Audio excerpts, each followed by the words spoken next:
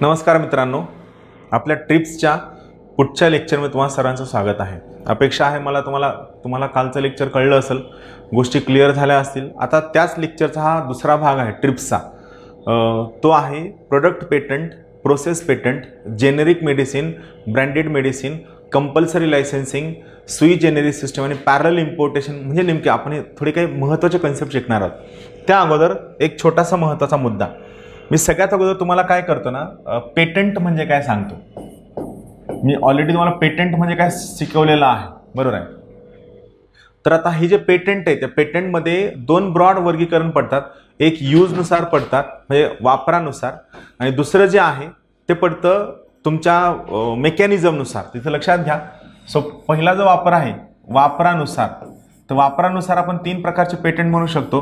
पहिला आहे ज्याला आपण म्हणतो युटिलिटी पेटंट, म्हणजे कोणत्या कामासाठी वापरला जाईल, युटिलिटी पेटंट। दुसरं जे आहे त्याला आपण म्हणतो डेकोरेशन पेटंट किंवा डिझाईन पेटंट, म्हणजे काय आहे त्याची डिझाईन कशी आहे, काय आहे। तिसरं जे आहे त्याला आपण म्हणतो प्लांट पेटंट, याला आपण काय म्हणतो प्लांट पेटंट, म्हणजे काही व्हरायटीज ज्या असेल ज्या तुम्ही स्वतः स्पेसिफिकली डेव्हलप केल्यात याला आपण प्लांट पेटंट असं म्हणतो। Utility patent, design patent, plant patent, हे तीन काय आहे त्या वापरानुसार। मात्र आपल्यासाठी जे सगळ्यात महत्त्वाचं आहे ते आहे दोन पेटंट, एक ज्याला आपण म्हणतो प्रोडक्ट पेटंट, दुसरं ज्याला आपण म्हणतो प्रोसेस पेटंट। एक आहे प्रोडक्ट पेटंट तर दुसरं आहे प्रोसेस पेटंट। आपल्याला काय करायचंय या ठिकाणी सगळ्यात अगोदर प्रोडक्ट पेटंट म्हणजे काय आणि प्रोसेस पेटंट म्हणजे काय हे आपल्याला शिकून घ्यायचं। त्याच्या अगोदर मी तुम्हाला मगाशी सांगितलं पेटंट म्हणजे काय, तर पेटंट हे एक प्रकारचं रजिस्ट्रेशन सर्टिफिकेट असतं, एक प्रकारचं प्रोटेक्शन सर्टिफिकेट असतं। हे पेटंट सर्टिफिकेट काय करतं, ज्या व्यक्तीने एखादा नवीन शोध लावलेला आहे, ज्याला कमर्शियल युटिलिटी आहे, ज्याचा उपयोग नॉन ऑब्वियस आहे, सहजासहजी जाणवणारा नाही आहे, त्या व्यक्तीला त्याने लावलेल्या शोधाचा एक्सक्लुझिव्ह कमर्शियल हक्क मिळावा, त्याचे फायदे त्याला मिळावे, पैसे त्याला मिळावे, यासाठी या प्रकारचं जे रजिस्ट्रेशन सर्टिफिकेट दिलं जातं, जे 20 वर्षांसाठी व्हॅलिड असतं, त्याला आपण पेटंट असं म्हणतो। त्याला आपण काय म्हणतो पेटंट असं म्हणतो। आता आपल्याला हे दोन प्रकार शिकायचे, एक आहे प्रोडक्ट पेटंट, दुसरा आहे प्रोसेस पेटंट। आपण काय करूया आता हे शिकून घेऊया की प्रोडक्ट पेटंट नेमकं काय आहे आणि प्रोसेस पेटंट नेमकं काय आहे, आपण हे शिकून घेऊया। चला तर आपण हे सुरू करूया। इथलचं पाहायची गरज नाही, इथं जे कन्सेप्ट मी सांगणार आहे ते महत्त्वाचे आहेत। सगळ्यात अगोदर आपण काय करूया, आपण शिकूया प्रोडक्ट पेटंट म्हणजे काय। प्रोडक्ट पेटंट पहा, एखादी वस्तू असते, कोणतीही वस्तू, जो नवीन शोध तुम्ही लावलाय त्याला आपण काय म्हणतो प्रोडक्ट असं म्हणतो। मग ही वस्तू बनवत असताना याला काय एक मेकॅनिझम वापरली जाते, एक प्रोसेस वापरली जाते। समजा काय आहे इथं A goes to B, B to C, C to D आणि डी नंतर सगळ्या शेवटी काय होते तुमची वस्तू बनते। म्हणजे ही पद्धत आहे। ही पहिला टप्पा झाला, हा दुसरा टप्पा झाला, हा तिसरा टप्पा झाला आणि हा चौथा टप्पा झाला, आणि या चौथ्या टप्प्यानंतर काय बनते, ही वस्तू बनते, बरोबर आहे। आता ही वस्तू बनत असताना त्याला एक पर्टिक्युलर फिनिशिंग असते, त्याला एक टच असतो, त्याचा वापर असतो, ती वस्तू खराब होत नसते, त्याची बॅटरी लाईफ चांगली असते। या सगळ्या गोष्टींवर, या सगळ्या ज्या प्रोसेसेस आहेत यांच्यामध्ये काम केलेलं असतं। मग प्रोडक्ट पेटंट काय म्हणतं, हे म्हणतं की ही जी वस्तू आहे, हे जे प्रोडक्ट आहे, हे प्रोडक्ट काय असणार आहे, हे पेटंटेड असणार आहे।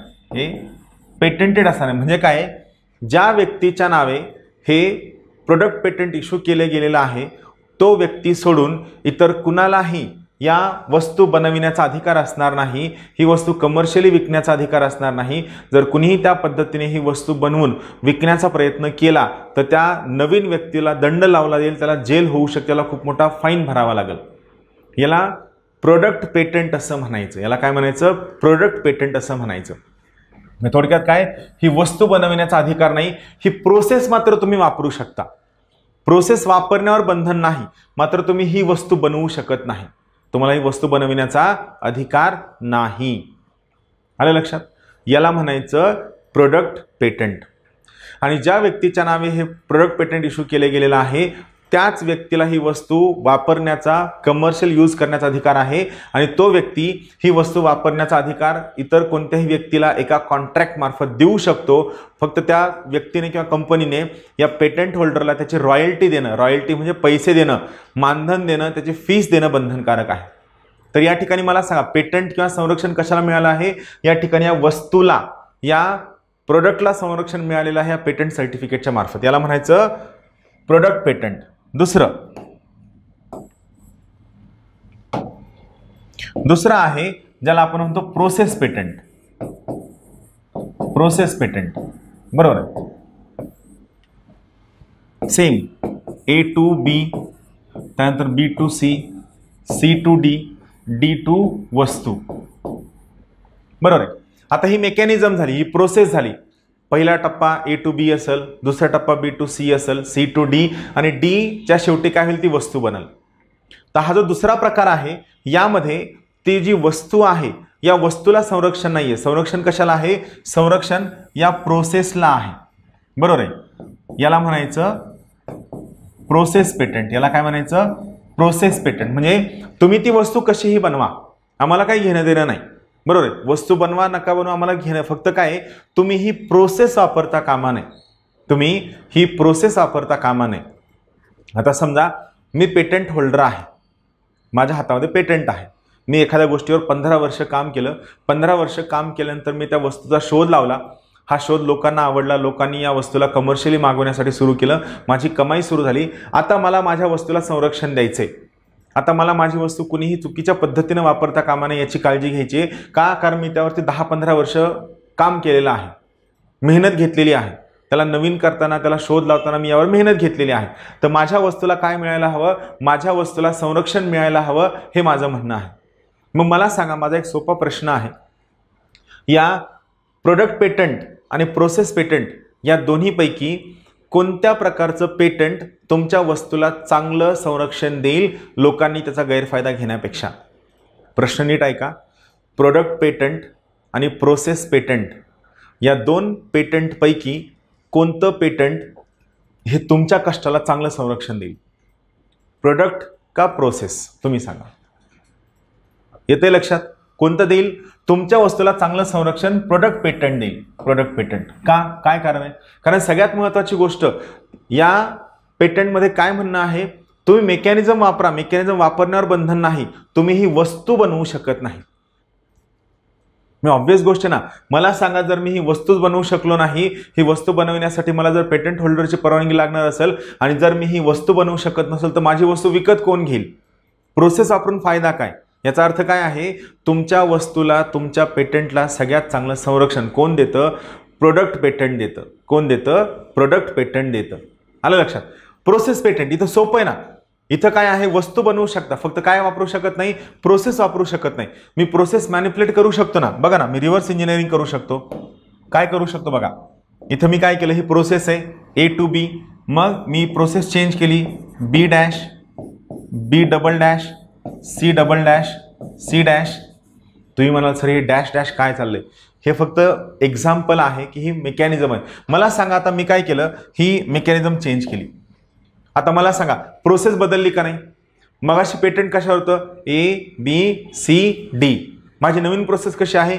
A B B dash, B double dash, C double dash, C dash, C D वस्तू.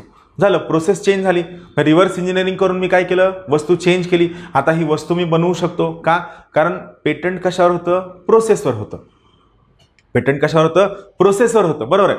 आणि मग इथं काय झालं? इथं प्रोसेसच जर मी चेंज केली तर ते पेटंट उरलं नाही. मी त्याची मेकॅनिझम नाही वापरली. मी काय केलं, या ठिकाणी थोडासा चेंज केला. मी गेलोय C पर्यंतच, मात्र कसं गेलोय? मी फिरून या C पर्यंत गेलोय. आम्ही असं गोल फिरून या C पर्यंत गेलोय. सो ऑटोमॅटिकली काय झालं, या ठिकाणी मला कशाचं संरक्षण मिळालं? या प्रोसेसचं संरक्षण मिळालं. मला फायदा झाला. आलं लक्षात? सो या ठिकाणी मला प्रोसेसचं संरक्षण जर मिळालं असेल तर इथं फायदा काय होतो? सरळ सरळ जो नवीन व्यक्ती आहे तो याचा गैरफायदा घेऊ शकतो. त्यामुळं प्रोडक्ट पेटंट हे जास्त संरक्षित आहे as compare to process patent. आणि जो कोणी पेटंट होल्डर आहे याला या ठिकाणी फायदा व्हायला हवा असं म्हणणं आहे. ठीक आहे, फायदा आपण देऊया ना, फायदा देण्यासाठी हरकत नाही. मात्र पेटंट होल्डरच्या किमती जर तुम्ही विचार ऐकल्यात ना, तुम्ही शॉक व्हाल. मी समोर एक्झाम्पल सांगणार आहे. तर इथं बेसिक गोष्ट काय आहे, जर समजा भारतासारखा देश ज्याच्याकडे शिक्षण खूप चांगलं आहे, मात्र फक्त कमी सेक्शनला चांगलं शिक्षण मिळतं, बाकीच्या लोकांना आणखीनही चांगलं शिक्षण मिळत नाही, रिसर्च आणि डेव्हलपमेंटचा बेस चांगला नाही आहे, इन्फ्रास्ट्रक्चर चांगलं नाही आहे, त्यानंतर टेक्नॉलॉजीमध्ये आपण मागासलेले आहोत, आपण इनोव्हेशनमध्ये मागासलेले आहोत, मग अशा वेळेस जर समजा आपण मेडिसिन किंवा या सगळ्या गोष्टी चांगल्या बनवू शकलो नाहीत, तर मला सांगा आपल्या देशातील लोकांना महागडी औषधं आपल्याला परवडणार आहेत का? नाही परवडणार आहेत. त्यामुळे काय या ठिकाणी प्रोडक्ट पेटंट हे चांगलं आहे, मात्र तरीसुद्धा यामध्ये सुद्धा काही लूप होल्स असायला हवे, आपल्याला काहीतरी सवलती असायला हव्या. आता आपण पाहूया काय आहेत. पहा, इथं दोन महत्त्वाच्या गोष्टी मी तुम्हाला शिकवणार आहे. एक आहे ज्याला आपण काय म्हणतो ब्रँडेड मेडिसिन.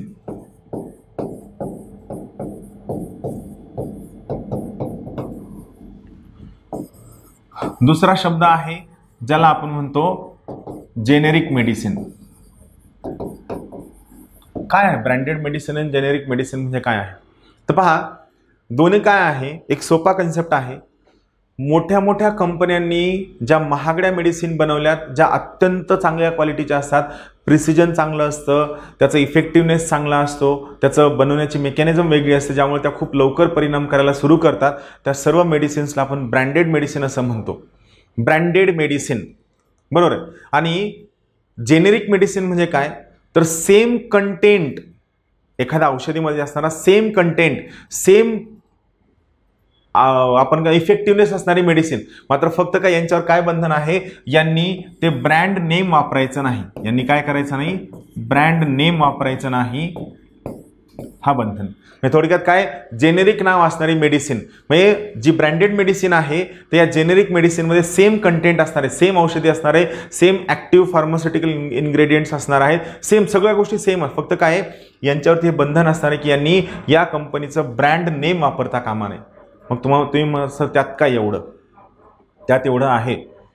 बरोबर आहे. शिकताना गोष्ट वेगळी असते. घरचं कोणी आजारी पडलं आणि डॉक्टरांनी सांगितलं की तुम्ही ह्या कंपनीची औषधी घेऊन या, तुम्ही दुकानात गेला तर दुकानदाराला म्हणलं की दादा ही औषधी दे, तर तो तुम्हाला काय म्हणतो, ती औषधी नाही आहे पण सेम कंटेंट असणारी दुसरी औषधी आहे, चालेल का? आपण म्हणतो नाही चालणार. का नाही चालणार? कारण तिथं आरोग्याचा प्रश्न आहे. तुम्ही तुमच्या घरातील वयस्कर व्यक्ती किंवा लहान लेकराला घेऊन जर हॉस्पिटलमध्ये गेलात तर तुम्ही ते सेम नावाची औषधी मिळेपर्यंत तुम्ही 50 मेडिकलची दुकानं पालथी घालता. का? कारण तुम्हाला डॉक्टरांनी ते नाव सांगितलेलं असतं. का सांगितलेलं असतं? कारण ती ब्रँडेड मेडिसिन असते, कंटेंट सेम आहे, मात्र आपण काय असतो, हेल्थच्या बाबतीत कॉन्शियस असतो, आपल्याला कोणतंही कॉम्प्रोमाइज करायचं नसतं. त्यामुळे आपण काय करतो, या ठिकाणी ब्रँडेड मेडिसिनच शोधतो. हां, आता यामध्ये ब्रँडेड मेडिसिन आणि जेनेरिक मेडिसिन यामध्ये 19-20चा फरक असतो. कंटेंटमध्ये फरक नसतो, मात्र जे इफेक्टिव्हनेस आहे, जी परिणामकारकता आहे, त्यात फरक असतो. कारण काय, ब्रँडेड मेडिसिन या मोठ्या मोठ्या कंपन्या असतात, त्यांची मेकॅनिझम स्ट्रॉंग असते, टीम स्ट्रॉंग असते, सायंटिस्ट स्ट्रॉंग असतात, रिसर्च आणि डेव्हलपमेंट स्ट्रॉंग असतं, आणि त्यामुळे त्यांच्या ज्या मेडिसिन्स आहेत त्या जास्त परिणामकारक असतात, कमी वेळात जास्त परिणाम दाखवतात, साईड इफेक्ट कमी असतात as compared to generic medicine. 19-20 म्हणजे जाणवणार सुद्धा नाही, एवढा छोटासा फरक असतो. सो इथं काय तुम्ही ब्रँडेड मेडिसिन जास्त प्रिफर करता as compared to generic medicine. मग मला सांगा, एक अँटी कॅन्सर ड्रग आहे जिचं नाव आहे नेक्सावार. ह्या नेक्सावार जी औषधी आहे, या नेक्सावार औषधीचा जी बेसिकली किडनी आणि जो लिव्हरचा कॅन्सर आहे, या किडनी आणि लिव्हरच्या कॅन्सरवरती वापरली जाते. या नेक्सावार जी औषधी आहे, हिचा जो महिन्याचा डोस आहे, या महिन्याच्या डोसची किंमत आहे 2.84 लाख रुपये. म्हणजे 2,84,000 रुपये तुम्हाला एका महिन्याच्या डोसला लागतात. मला सांगा, भारतासारख्या देशामध्ये सर्वसामान्यांना हे परवडणारं आहे का? नाही. दुसरा सगळ्यात महत्त्वाचा मुद्दा, भारतासारख्या देशात चला आपण हे समजून घेऊया की सरकार खर्च करतंय, सरकारला तर हे परवडणारं आहे का? 130 कोटी लोकांचा देश आहे. मला सांगा, एवढ्या सगळ्या लोकांवर सरकारनं खर्च करणं, ठीक आहे, सरकारची इच्छा आहे, सगळं आहे, सरकारला तरी परवडणारा आहे का? विचार करा. आपण या कोरोनाच्या काळात एवढे जास्त अडकून पडलो की आपला सरकार त्या सगळ्या अडचणीतून बाहेर येत नाहीये. का? कारण पैसे नसल्यानंतर सरकार कामं कुठून करणार, हे डिफिकल्ट आहे. हे कसं आपल्याला कळत नाही का? कारण आपल्याला फक्त राजकारण करायचं असतं, आपल्याला गोष्टी समोर आणायच्या नसतात. आलं लक्षात? तर इथं मला सांगा, एवढी महागाची ब्रँडेड मेडिसिन आपल्याला परवडणार आहे का? नाही. आलं लक्षात? त्यामुळे इथं महत्त्वाचं काय आहे, जेनेरिक मेडिसिन आपण बनवतो जी स्वस्तात असते. या नेक्सावारचं जे जेनेरिक मेडिसिन बनवले आहे त्याची किंमत आहे 8,880 रुपये फक्त. 2.84 लाख कुठं आणि 8,880 रुपये कुठं फक्त. जेनेरिक मेडिसिनची किंमत आहे 2,880 आणि ही जी ब्रँडेड मेडिसिन याची किंमत आहे 2.84 लाख रुपये. आलं लक्षात. हा जेनेरिक मेडिसिन आणि ब्रँडेड मेडिसिनमधला फरक आहे. म्हणून पेटंट गरजेचं आहे, तुमच्या कष्टाला संरक्षण मिळावं हे सुद्धा गरजेचं आहे. मात्र सर्वात महत्त्वाचा मुद्दा काय आहे, या ठिकाणी लोकांचा जीव महत्त्वाचा आहे. लाईफ थ्रेटनिंग डिसिजेस जे आहेत, लाईफ थ्रेटनिंग डिसिजेस म्हणजे काय की ज्या डिसिजेसमुळं किंवा ज्या रोगांमुळं व्यक्तीच्या जीवाला अपाय होऊ शकतो, व्यक्ती जीव गमावू शकतो, या केसमध्ये आपण पेटंटचे नियम WTOला थोडेफार चेंज करू शकतो. ते आपण नाही फॉलो केले तरी सुद्धा चालतात. मात्र ही परमिशन फक्त कुणाला आहे, ही परमिशन फक्त आणि फक्त डेव्हलपिंग कंट्रीजला आहे, अविकसित देशांना आहे. का मी तुम्हाला त्या दिवशी सांगितलं होतं 1 जानेवारी 1995ला WTOची स्थापना झाली. मात्र ही स्थापना होत असताना गरीब आणि अविकसित देशांचं म्हणणं होतं की आम्हाला चांगली डील मिळालेली नाही आहे, आमच्या सोयीचा करार झालेला नाही आहे. यामुळे 10 वर्षांची जी ग्रेस पिरियड देण्यात आला होता त्या सोयीने हे होतं. आलं लक्षात. Process patent, product patent, patent म्हणजे काय, त्यानंतर जेनेरिक मेडिसिन म्हणजे काय, ब्रँडेड मेडिसिन म्हणजे काय. भारत हे जेनेरिक मेडिसिनचं उत्पादन करणारं जगातलं सर्वात मोठा देश आहे. भारताची फार्मास्युटिकल इंडस्ट्री ही जगातील सर्वात मोठी इंडस्ट्री आहे आणि भारत स्वतः अमेरिकेपासनं ते आफ्रिकेतील प्रत्येक देशाला आपल्या जेनेरिक मेडिसिन्स एक्सपोर्ट करतो. भारताची फार्मास्युटिकल इंडस्ट्री ही सगळ्यात स्ट्रॉंग आहे. का, कारण आपल्या इथं असणारा बेस, आपल्या इथं असणारं प्रोडक्शन आणि आपण त्यावर केलेला फोकस हे लक्षात ठेवा. जेनेरिक मेडिसिन, भारत हा जेनेरिक मेडिसिनचा सर्वात मोठा सप्लाय करणारा, प्रोडक्शन करणारा देश आहे. आणि हे सप्लाय करत असताना जेनेरिक मेडिसिनमध्ये जो मेन कंटेंट लागतो ॲक्टिव्ह फार्मास्युटिकल इन्ग्रेडियंट्स, तुम्ही माझं करंटचं लेक्चर पाहाल त्यात मी याबद्दल सांगितलेलं आहे. तर हे जे ॲक्टिव्ह फार्मास्युटिकल इन्ग्रेडियंट आहे हे मात्र आपल्याला कुठनं मिळतं, हे आपल्याला चीनमधनं इम्पोर्ट करावं लागतं. त्या ठिकाणी आपली अडचण होते. अदरवाईज भारत हा मेडिसिनमध्ये सुपर पॉवर होऊ शकतो. आजही आपण सुपर पॉवर आहोत, खास करून जेनेरिक मेडिसिन ज्या स्वस्त असतात. आलं लक्षात. तर आता आपण आपल्या फॅक्च्युअल गोष्टी बघूया. तुम्हाला दोन्ही गोष्टी कळल्या. इथं मी काय सांगितलं, प्रोडक्ट पेटंट म्हणजे काय, प्रोसेस पेटंट म्हणजे काय. या ठिकाणी मी काय सांगितलं, एखाद्या व्यक्तीच्या पेटंटचं संरक्षण करायचं असेल तर काय चांगलं असतं, प्रोडक्ट पेटंट असतं. मात्र जर प्रोडक्ट पेटंटवर आपण फोकस केला तर आपल्यासारख्या गरीब देशाला परवडणार नाही. मग आपल्यासारख्या देशानं जायचं कुठं, हा प्रश्न आपण सोडवूया थोड्या वेळात. आता आपल्या भारतातील आपण पाहूया. 1970 पर्यंत भारतामध्ये काय होतं, प्रोडक्ट पेटंट होतं 70 पर्यंत. 1970 ते 2005 आपण काय फॉलो केलं, प्रोसेस पेटंट फॉलो केलं. 2005 का, तर मी तुम्हाला काय सांगितलं, 1 जानेवारी 1995ला WTOची स्थापना झाली. WTOची स्थापना झाल्यानंतर जगभरामधल्या सर्व सदस्य राष्ट्रांनी, जे WTOचे सदस्य आहेत त्यांनी WTOच्या नियमांनुसार त्यांचे स्वतःचे पेटंटचे कायदे बदलणं बंधनकारक होतं, अनिवार्य होतं. मात्र गरीब, अविकसित आणि डेव्हलपिंग कंट्रीजनी याबद्दल नाराजी व्यक्त केल्यानंतर या सर्व देशांना 10 वर्षांचा ग्रेस पिरियड देण्यात आला होता की त्यांनी 2005 साली बदल करावा. यामुळे आपण 1995 नंतरच्या 10 वर्षानंतर म्हणजे 2005 साली process patent plus product patent असणारा काय झाला, नवीन कायदा आणला जो 2005चा कायदा आहे. त्या कायद्याचं नाव आहे पेटंट अमेंडमेंट ॲक्ट 2005. 2005च का, 95 ते 2005 हा काय 10 वर्षांचा ग्रेस पिरियड आहे, सवलत कालावधी आहे. पेटंट अमेंडमेंट ॲक्ट आपण 2005ला पास केला. केव्हा पास केला, 2005. यावेळेस आपण काय केला, पेटंट अमेंडमेंट ॲक्ट पास केला. हे लक्षात ठेवा. राहील लक्षात. प्रोडक्ट पेटंट, प्रोसेस पेटंट हे इथं महत्त्वाचं आहे. भारतामध्ये सध्या काय आहे, काही मोजक्या गोष्टींसाठी प्रोसेस पेटंट आहे आणि बाकी इतर सर्व गोष्टींसाठी प्रोडक्ट पेटंट आहे. व कुणीही त्या पेटंट होल्डरच्या परवानगीशिवाय कोणत्याही नवीन वस्तूचं उत्पादन करू शकत नाही. जर ते उत्पादन केलं तर ते त्यांच्यावरती बंधनकारक असेल, त्यांचा गुन्हा किंवा त्यांच्यावरती दंड लावला जाईल. हे महत्त्वाचं आहे. राईट. आता पुढचा महत्त्वाचा भाग यामधला, patent amendment act 2005. Product patent, food, chemical आणि औषधी यामध्ये काय आहे, प्रोडक्ट पेटंट आहे. पेटंट मिळण्याच्या अगोदर आणि पेटंट मिळाल्यानंतरही त्याला आपण काय करू शकतो, चॅलेंज करू शकतो. पेटंट मिळण्याच्या अगोदर आणि पेटंट मिळाल्यानंतर दोन्ही वेळेस आपण त्याला काय करू शकतो, चॅलेंज करू शकतो. हा महत्त्वाचा मुद्दा आहे. इथं आणखीन एक कन्सेप्ट तुम्हाला सांगायचा आहे, तो आहे त्याला आपण म्हणतो ever grinning of patent. Ever grinning of patent म्हणजे काय, तर इथे लक्षात घ्या, नॉर्मली काय असतं, तुम्हाला जे पेटंट मिळालंय, जे रजिस्ट्रेशन सर्टिफिकेट आहे, याला एक एक्सपायरी डेट असते. किती असते? 10 वर्ष, 20 वर्ष. बरोबर, 20 वर्षानंतर तुमचं पेटंट काय एक्सपायर होणार असतं. मग तुम्हाला जर ते पेटंट परत रिन्यू करायचं असेल पुन्हा पुन्हा, बरोबर आहे, की जेणेकरून तुमचं म्हणणं आहे की मी यावर कष्ट केले, मला हा पेटंट हवा आहे आणि या पेटंटमधनं जी रॉयल्टी ही मला कंटिन्यू मिळावी, मला माझं पेटंट सोडायचं नाही आहे, तर तुम्ही परत त्या रजिस्ट्रीकडे जाऊन तुमच्या पेटंटला रिन्यू करू शकता. त्याला परत एकदा त्या ठिकाणी रजिस्ट्रेशनसाठी अप्लाय करू शकता. जेव्हा तुम्ही याला 2दा 3दा अप्लाय करता, याला आपण काय म्हणतो? एव्हरग्रीनिंग ऑफ पेटंट हा शब्द आपण वापरतो. तुमच्या पेटंटला तुम्हाला पुन्हा पुन्हा जर रजिस्टर करायचं असेल, पुन्हा पुन्हा जर त्या ठिकाणी त्याला मांडायचं असेल, तर याला आपण एव्हरग्रीनिंग ऑफ पेटंट या नावाने ओळखतो. काय म्हणतो? एव्हरग्रीनिंग ऑफ पेटंट हा शब्द आपण वापरतो. याला आपण म्हणतो एव्हरग्रीनिंग ऑफ पेटंट्स.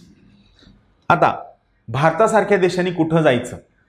जर समजा हे पेटंट एवढे महाग असतील, तर भारतासारख्या गरीब अविकसित विकसनशील देशांनी जायचं कुठं?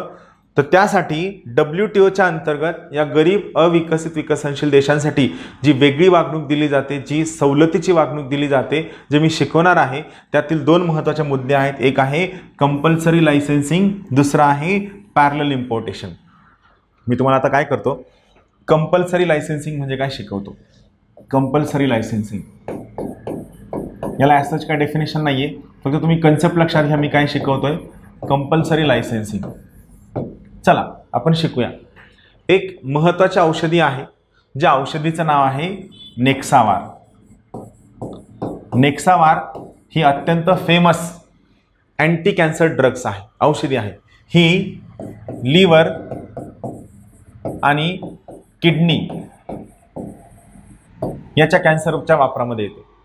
नेक्सावार नावाची अँटी कॅन्सर औषधी ही लिव्हर आणि किडनी याच्या ट्रीटमेंटसाठी वापरण्यात येते. आता लक्षात ठेवा, नेक्सावार महत्त्वाचा मुद्दा काय आहे? ही एक ब्रँडेड मेडिसिन आहे. ब्रँडेड, बरोबर आहे, ही ब्रँडेड मेडिसिन आहे. या मेडिसिनचं स्वतःचं एक पेटंट आहे. पेटंट कोणाकडे आहे? हे पेटंट आहे बायर फार्मा नावाची कोणती एक जर्मन कंपनी आहे. या जर्मन कंपनीकडे काय आहे? हे पेटंट आहे. नेक्सावार नावाची अँटी कॅन्सर औषधी जी ब्रँडेड मेडिसिन आहे, याचं पेटंट बायर फार्मा, मी इंग्लिशमध्ये लिहितो, इथे तुमची स्पेलिंग चुकता कामा नये. बायर फार्मा नावाच्या कंपनीकडे काय आहे? याचं पेटंट आहे. आता लक्षात घ्या, ही जी नेक्सावार नावाची अँटी कॅन्सर औषधी आहे, हिचा जो 1 महिन्याचा डोस आहे, या 1 महिन्याच्या डोसची याची किंमत आहे 2,84,000 रुपये. 1 महिन्याचा डोस आहे 2,84,000 रुपये. मगाशी मी तुम्हाला काय सांगितलं, भारतासारख्या देशाला एवढ्या महागड्या औषधी परवडत नाहीत, नागरिकांना सुद्धा परवडत नाहीत आणि भारत सरकारला सुद्धा नागरिकांवर एवढ्या एका महिन्याच्या डोसला एवढे पैसे खर्च करणं भारत सरकारला परवडत नाही. कारण आपले तर प्रायव्हेट सेक्टर स्ट्रॉंग नाही आहे, लोकांची कमाई जास्त नाही आहे, लोकसंख्या खूप जास्त आहे, इन्फ्रास्ट्रक्चर कमी आहे, टेक्नॉलॉजी वीक आहे आणि या सगळ्या गोष्टींमुळे आपल्याला मेडिसिनवरचा हेल्थवरचा खर्च कमी करावा लागतो. आपल्याला ते परवडणारं सुद्धा नसतं. मग अशावेळी 2,84,000 व्यक्तीनं घेणं किंवा भारत सरकारनं घेणं या दोनही गोष्टी परवडण्यासारख्या नसतात. या दोन्ही गोष्टी परवडण्यासारख्या नसतात. मग अशावेळी भारत सरकारकडे काय ऑप्शन आहे? तर भारत सरकारकडे ऑप्शन आहे कंपल्सरी लायसेन्सिंग. इथं राहील लक्षात, नेक्सावार लिव्हर आणि किडनीवरचे anti cancer drug branded medicine आहे, बायर फार्मा जर्मन कंपनीकडे आहे, यांच्याकडे काय याचं पेटंट आहे, हे विकण्याचा यांना अधिकार आहे आणि याची किंमत आहे 2,84,000 1 महिन्याचा डोस. मग भारत सरकार काय करतं? कंपल्सरी लायसन्स देतं. का? लाईफ थ्रेटनिंग डिसीजेस, तुमच्या जीवाला अपाय करणारे, तुमच्या जीवाला धोका पोहोचवणारे, ज्यामुळे तुमचा जीव जाऊ शकतो, या प्रकारच्या औषधींसाठी काय केलं जाऊ शकतं? या ठिकाणी सरकार पेटंट देऊ शकतं. सरकार, आता भारत सरकारनं काय केलं? भारत सरकारनं सेम या नेक्सावार औषधीसाठी हैदराबादला एक कंपनी आहे, हैदराबाद, या कंपनीचं नाव आहे नॅटको फार्मा. भारत सरकारने नॅटको फार्मा नावाच्या कंपनीला काय केलं? कंपल्सरी लायसन्स दिलं. नॅटको फार्मा नावाच्या कंपनीला काय केलं? कंपल्सरी लायसन्स दिलं की तुम्ही ही जी नेक्सावार नावाची औषधी आहे ही तुम्ही बनवा. फक्त तुम्ही काय करायचं नाही, नेक्सावार औषधीसाठी बायर फार्मा ने जे ब्रँड नेम वापरले ते ब्रँड नेम तुम्ही वापरायचं नाही.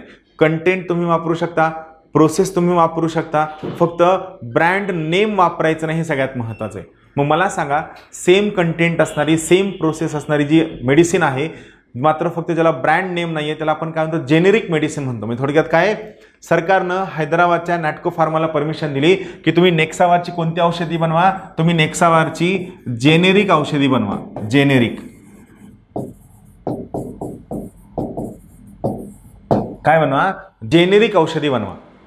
हां, इथं बंधन काय आहे, तुम्ही जेनेरिक औषधी बनवल्यानंतर तुम्हाला ही सरकार ठरवल त्याच किमतीला विकावं लागेल. किंमत सरकार म्हणेल त्याच किमतीला विकावं लागेल. परत तुम्ही जे बनवताय त्यावर काय असेल, सरकारचं नियंत्रण असेल. दुसरा महत्त्वाचा मुद्दा. तिसरा महत्त्वाचा मुद्दा, तुम्हाला कंपल्सरी या कमाईमधील काही वाटा हा त्या बायर कंपनीला काय द्यावा लागेल, ॲज अ रॉयल्टी म्हणून द्यावा लागेल. रॉयल्टी म्हणून द्यावा लागेल. किंमत सरकार सांगेल, सरकारच्या नियंत्रणाखाली प्रोडक्शन असेल, काही life threatening, life saving disease आहे आणि बायर कंपनीला रॉयल्टी द्यावी लागेल. मग हे सगळं मान्य झाल्यानंतर नॅटको फार्मानं जेव्हा ही औषधी जेनेरिक मेडिसिन बनवली, त्यावेळी या औषधीची किंमत किती होती, 8,880 रुपये. नेटवर टाकलं तुम्हाला किंमत मिळून जाईल. ब्रँडेड मेडिसिनची किंमत किती आहे, 2,84,000. सेम जेनेरिक मेडिसिनची किंमत किती आहे, 8,880 रुपये. मला सांगा, सर्वसामान्य व्यक्तीला हे परवडणार आहे की नाही? ॲब्सोल्युटली हे सर्वसामान्य व्यक्तीला परवडणार आहे. त्याला 100% परवडणार आहे. मग मला सांगा, जर त्याला हे 100% परवडणारं असेल तर या केसमध्ये इथं सगळ्यात मोठा फायदा काय आहे, हे जर परवडणार असेल तर सरकारनं काय केलं, सरकारनं बायर फार्माला सुद्धा लॉसमध्ये नाही ठेवलं. सरकारनं हे जास्त लॉस न होऊ देता सरकारनं नॅटको फार्मा नावाच्या कंपनीला काय केलं, कंपल्सरी लायसन्स दिलं. काय दिलं, कंपल्सरी लायसन्स, की तुम्ही हे बनवा. मात्र काय, तुम्ही याचा गैरवापर करता कामा नये. आणि गैरवापर होतोय की नाही हे सर्व पाहण्याची जबाबदारी सुद्धा कोणाची आहे, सरकारची आहे. सरकार त्यावर लक्ष ठेवल, हा सगळ्यात महत्त्वाचा बेसिक मुद्दा यामध्ये होता. याला म्हणायचं कंपल्सरी लायसन्सिंग. म्हणजे WTOच्या पेटंटच्या कायद्यांमुळे अविकसित देश, विकसनशील देश किंवा ज्या डेव्हलपिंग कंट्रीज आहेत यांना नुकसान होता कामा नये. खास करून अन्नधान्य, केमिकल्स, औषधी आणि लाईफ थ्रेटनिंग डिसीजेसच्या बाबतीत जे औषधी आहेत या केसमध्ये नुकसान होऊ नये म्हणून WTOच्या नियमांच्या अंतर्गतच हे सर्व जे अविकसित, विकसनशील, गरीब देश आहेत हे कंपल्सरी लायसन्सचा वापर करून त्या ठिकाणी स्वतःच्या यांना वाचवू शकतात. हा महत्त्वाचा मुद्दा आहे. राहील लक्षात, कंपल्सरी लायसन्सिंग आणि ही सगळी स्टोरी लक्षात ठेवा. चालेल. त्यानंतर पुढचं आहे पॅरलल इम्पोर्टेशन. पॅरलल इम्पोर्टेशन म्हणजे काय, WTOच्या अंतर्गत आपण सगळ्यात पहिल्या दिवशी पाहितलं पहा, नियम काय होता, तुम्ही ज्या ग्रुपचे सदस्य आहात या ग्रुपच्या बाहेर जर समजा तुम्हाला ट्रेड करायचा असेल तर ट्रेड करताना तुम्हाला ग्रुपच्या सदस्यांची परवानगी घ्यावी लागेल. ग्रुप कोणते होते, NAFTA, North American free trade area, SAFTA, South Asian free trade area, EU, European union, त्यानंतर मर्कोसर, त्यानंतर इंडियन कम्युनिटी, त्यानंतर इकोवास, economic community for West African states. तर काय आहे की तुम्ही या सर्व ग्रुपचं सदस्य झाल्यानंतर तुम्ही या ग्रुपच्या बाहेर कोणतीही गोष्ट विकत घेताना तुमच्या ग्रुपच्या सदस्यांचा आर्थिक हितसंबंध, कमर्शियल इंटरेस्ट दुखवता कामा नये, हा महत्त्वाचा नियम होता. बरोबर आहे. इथं महत्त्वाचा मुद्दा काय झाला, हा नियम आहे. मात्र जर समजा हे करत असताना तुमच्या त्या ग्रुपमधला एखादा सदस्य ब्रँडेड मेडिसिन विकतोय जी तुम्हाला अफोर्डेबल नाही आहे, तर अशा वेळी तुम्ही ग्रुपच्या बाहेर जाऊन इतर कोणत्याही सदस्याकडनं पॅरलली जेनेरिक मेडिसिन इम्पोर्ट करू शकता. हे होत असताना तुमच्या त्या ग्रुपचे नियम मोडले किंवा WTOचे नियम मोडले तरीही WTO अविकसित, विकसनशील, गरीब, डेव्हलपिंग देशांना कोणत्याही पद्धतीने नियमांचा भंग झाला म्हणून शिक्षा ठोठावणार नाही. हा महत्त्वाचा मुद्दा तिथं सांगण्यात आला. राहील लक्षात. म्हणजे काय, तुमच्या ग्रुपमध्ये जर तुम्हाला गोष्टी महाग मिळत असतील, मात्र दुसऱ्या गोष्टी नाही, कोणत्या गोष्टी, ज्या औषधी आहेत, जे अन्नधान्य आहे, जे केमिकल आहे, ज्या औषधी लाईफ थ्रेटनिंग डिसीजेसशी संबंधित आहेत, यामधल्या जर औषधी तुम्हाला हव्या असतील तर त्या केसमध्ये तुम्ही पॅरलली इम्पोर्टेशन करू शकता. ज्याला म्हणायचं पॅरलल इम्पोर्टेशन. याला म्हणायचं पॅरलल इम्पोर्टेशन, जो काय आहे, जो WTOच्या अंतर्गत असणारी महत्त्वाचं कडी आहे ज्यामध्ये तुम्हाला परवानगी मिळते. त्यानंतर इथं दुसरं महत्त्वाचं आहे, एक सगळ्यात शेवटचा मुद्दा तुमच्या बौद्धिक संपदेच्या संरक्षणाचा, तो आहे ज्याला आपण म्हणतो सुई जेनेरिस सिस्टीम, सुई जेनेरिस सिस्टीम काय आहे? सुई, सुई म्हणजे काय? आपली सुईवाली सुई नाही. सुई म्हणजे काय? स्वतः. जेनेरिस म्हणजे काय? निर्माण केलेली, स्वतः निर्माण केलेली पद्धत. सुई जेनेरिस सिस्टीम म्हणजे काय? स्वतः निर्माण केलेली पद्धत, सुई जेनेरिस सिस्टीम. आता पहा, बऱ्याचदा काही वस्तू, काही मेकॅनिझम, काही पद्धती, काही प्रोसेस अशा असतात की ज्यांना आपण WTOच्या किंवा आपल्या नॉर्मली आपल्या देशाच्या मेकॅनिझमनुसार, पद्धतीनुसार त्याला आपण त्या ठिकाणी बनवू नाही शकत. ते आपल्याला नुकसानीमध्ये जातात, आपल्याला ते शक्य नाही होत. मग अशा वेळी काय आहे, WTO स्वतः सदस्य राष्ट्रांना ही परवानगी देतं की तुम्हाला आम्ही सांगितलेल्या मेकॅनिझमनुसार जर तुमच्या इंटेलेक्च्युअल प्रॉपर्टीचं संरक्षण करता येत नसेल तर तुम्ही तुमच्या देशामध्ये तुमची स्वतःची बौद्धिक संपदेच्या संरक्षण करण्याची मेकॅनिझम विकसित करा. आणि जर हे बौद्धिक संपदा संरक्षण करण्याची मेकॅनिझम चांगली आंतरराष्ट्रीय स्तरावरची असेल, चांगली मान्यता देणारी असेल, ट्रान्सपरन्सी असेल, अकाउंटेबिलिटी असेल, उत्तरदायित्व जबाबदारी ठरवून दिलेली असेल तर WTOच्या सर्व सदस्य राष्ट्रांवर आम्ही ती बंधनकारक करू. याला म्हणायचं सुई जेनेरिस सिस्टीम. म्हणजे थोडक्यात काय, एखाद्या देशाने त्या देशातील बौद्धिक संपदांचं संरक्षण करण्यासाठी स्वतःची एखादी वेगळी बौद्धिक संपदा संरक्षण पद्धत विकसित केली आणि जर ही पद्धत फुलप्रूफ असेल, निष्पक्ष असेल, ट्रान्सपरंट असेल तर WTO सुद्धा याला मान्यता देईल. याला म्हणायचं सुई जेनेरिस सिस्टीम, स्वतः निर्माण केलेली बौद्धिक संपदांच्या संरक्षणाची पद्धत म्हणजे सुई जेनेरिस सिस्टीम. राहील लक्षात. तर हा झाला आपला ट्रिप्सचा सगळ्यात महत्त्वाचा कायदा. थोडा इंटरेस्टिंग आहे, मला अपेक्षा आहे की तुम्हाला हा आवडला असेल. यातले खूप सगळे मुद्दे असे आहेत की जे तुम्हाला ब्रेन टीजरमध्ये कव्हर केले जातील. मात्र इथं तुम्ही काय करा, हे सगळे कन्सेप्ट या पद्धतीनं कळून घ्या की एकदा तुम्हाला हे कळलं तर ऑटोमॅटिकली तुमचे पुढचे कन्सेप्टसुद्धा खूप चांगल्या पद्धतीनं क्लिअर होतील असं मला पर्सनली वाटतं. तर आपण काय करूया, आपला जो पुढचा महत्त्वाचा करार आहे तो आहे अँटी काउंटरफेटिंग ट्रेड ॲग्रीमेंट आणि general agreement on trade and services. हे दोन करार आपण घेऊन लवकरात लवकर भेटूया. तिसरा महत्त्वाचा करार जो आपला बाकी तो आहे ट्रिम्स आणि रिजनल ट्रेडिंग अरेंजमेंट, ते घेऊन पण आपण लवकरात लवकर भेटूया. तर सर्वांना खूप खूप शुभेच्छा. तुमचे फीडबॅक लवकरात लवकर द्या, महत्त्वाचा आहे. आपण इथून पुढे कंटिन्यू लेक्चर घेऊन आपला सिलेबस हा चांगल्या पद्धतीनं कव्हर करण्याचा प्रयत्न करूया. चालेल. तर सर्वांना शुभेच्छा. Thank you very much. Have a good day.